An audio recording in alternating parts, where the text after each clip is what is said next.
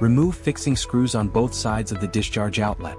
Align the holes at both ends of the discharge baffle with the reserved mounting holes on the outlet. Insert and tighten all screws to finish installation. Take down all fixing screws around the feed inlet. Fit the feed hopper and align all reserved holes on the hopper and inlet. Thread screws inward from the machine interior and fasten nuts externally. Repeat for the other 4 holes. Connect the 2 hose ends to the fan air outlet and lower air inlet separately. Secure both joints with matching hose clamps. Remove screws at the cyclone interface. Align holes and fit the adapter flange. Retighten screws, then mount the cyclone onto the flange. Remove mounting hole screws and fit the pulley.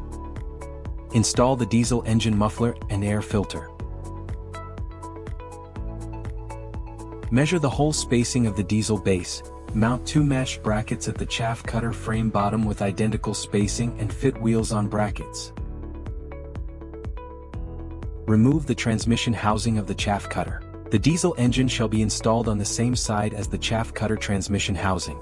And align the diesel pulley vertically with the chaff cutter pulley. Align mounting holes of brackets and diesel base. Install 4 fixing bolts upward from the bottom and fasten nuts on top.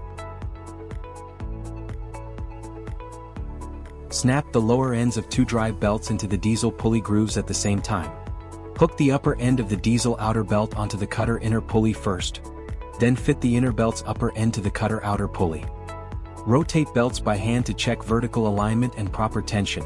Finally, install the transmission housing protective cover of the chaff cutter.